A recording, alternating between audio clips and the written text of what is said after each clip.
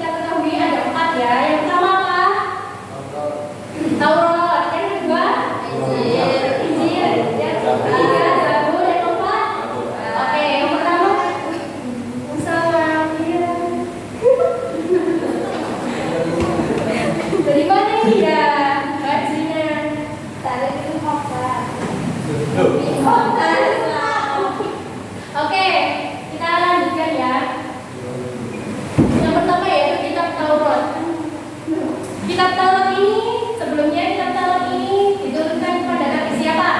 Nabi Musa. Kitab Taurat berarti kan diturunkan oleh Allah kepada Nabi Musa. Allah berfirman dalam Quran surat Al-Maidah ayat 44 bahwa kitab Taurat merupakan petunjuk bagi Nabi Musa dan nabi-nabi dari Bani Israel sesudahnya. Sampai kepada Nabi Isa, mereka disebut sebagai nabi-nabi yang telah menyerahkan diri kepada Allah dengan penuh keikhlasan. Kitab Taurat diturunkan sebagai pedoman bagi Bani Israel yang kemudian disebut sebagai bangsa Yahudi. Kitab Taurat hanya digunakan untuk memutuskan perkara orang-orang dari Bani Israel saja. Karena kitab Taurat ini memang hanya diturunkan bagi mereka. Sepeninggal para nabi dari Bani Israel, kitab Taurat digunakan oleh tokoh-tokoh dan pendeta Yahudi sebagai undang-undang untuk memutuskan berbagai perkara orang-orang Yahudi. Oke, next.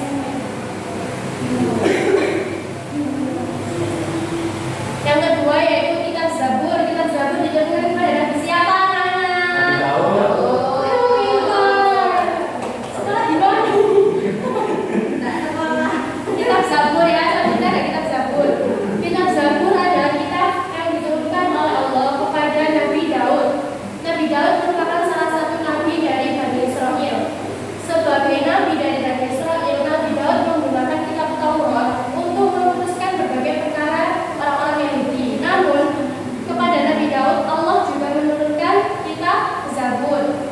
Menurut Imam Qurtubi, sebagaimana dikutip dalam tafsir Quran Kemenak, kitab Zabur tidak berisi buku-buku perkara seperti kitab Taurat. Salam. Terus dari mana ini ya? Bu, tidur Bu.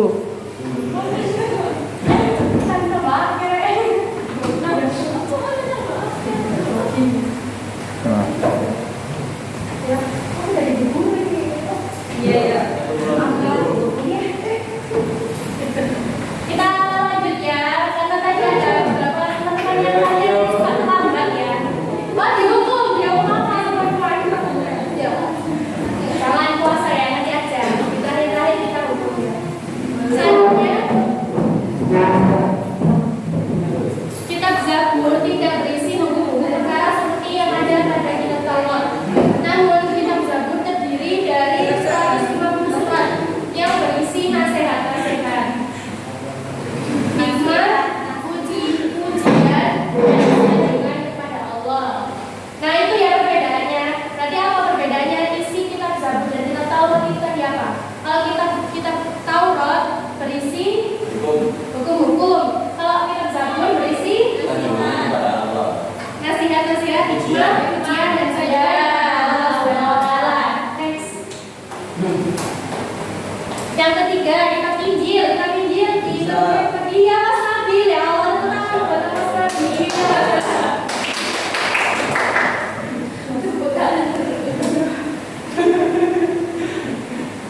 Dapat topres ya nih. Nah, oh ya, dia kok Kitab Injil, oke kita lanjutkan. Kitab Injil adalah kitab yang diturunkan oleh Allah kepada Nabi Isa, seperti halnya kepada Nabi Musa dan Nabi Daud. Nabi Isa juga merupakan nabi dari Bani Israel. Menurut Quran surat Al-Maidah ayat 26, Allah menurunkan kitab Injil kepada Nabi Isa untuk menyempurnakan isi Taurat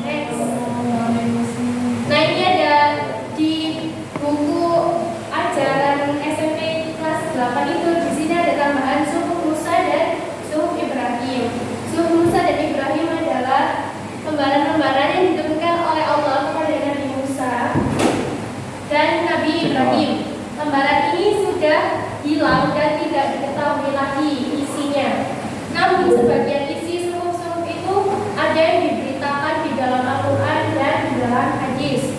Misalnya, ajaran suhuf Nabi Musa dan Ibrahim yang terdapat dalam Quran Surat An-Najm ayat 36 sampai 51. 23 kan suratnya.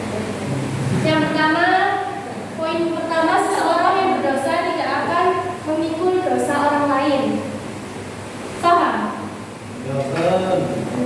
Masabil. Apa masabil ya?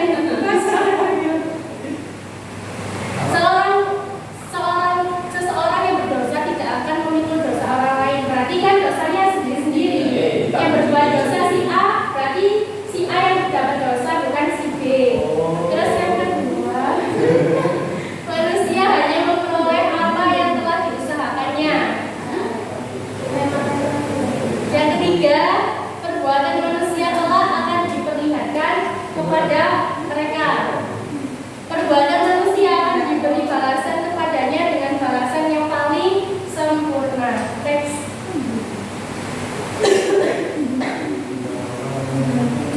Nah, yang terakhir, kitab Al-Quran. Kitab Al-Quran itu diturunkan kepada Nabi siapa? Nabi Muhammad.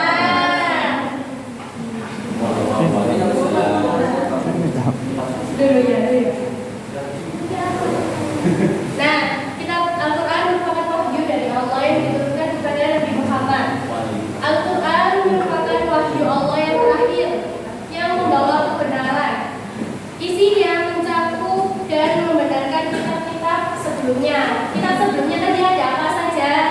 Taurat, Zabur, Injil. Nah, tadi kitab Al-Quran itu menyempurnakan dari kitab-kitab sebelumnya. Syariat yang terdapat di dalam Al-Quran berfungsi menggantikan syariat yang terdapat dalam kitab-kitab sebelumnya. Namun, walaupun masing-masing kitab Allah memiliki syariat yang berbeda, tetapi dasar dan landasannya itu sama, yaitu ajaran tentang tauhid atau mengesahkan Allah. Teks. Nah, yang selanjutnya itu poin menjadi generasi pecinta Al-Quran.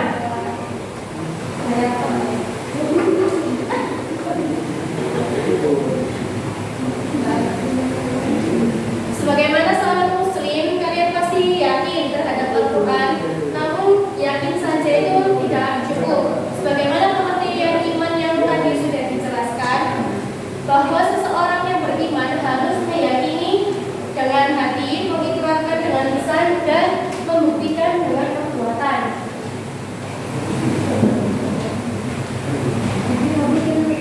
Selanjutnya, keyakinan di dalam hati tentu saja. Depan sini loh.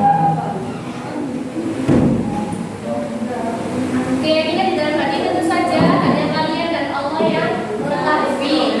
Sementara ikrar sebagai seseorang yang beriman tentu sudah kalian praktekkan, baik dalam bentuk status pendidikan sebagai warga negara agama Islam yang baik, maupun dalam bacaan syahadat yang kalian baca pada waktu sholat.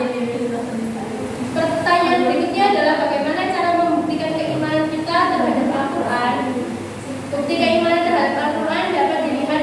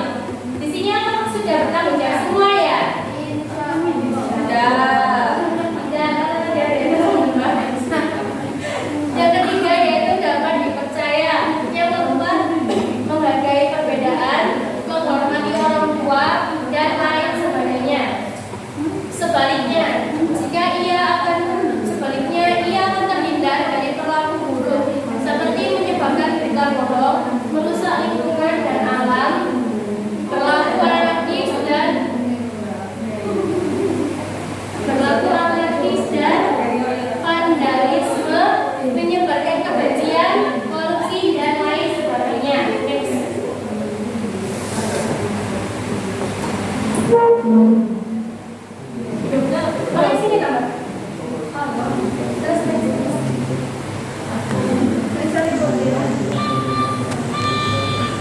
Situasi dan kondisi ini harus disadari bersama agar terjadi hubungan yang harmonis.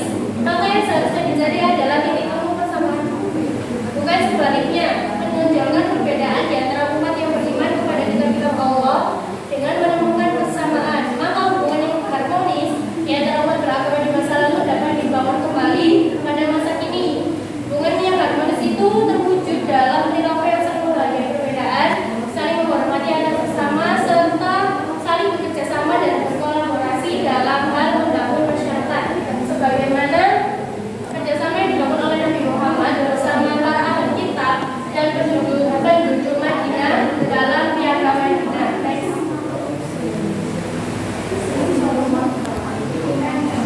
Nah, kita sudah sampai ke rangkuman dan kesimpulan.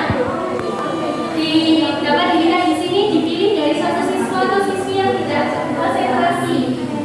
Nah, untuk pada kesempatan hari ini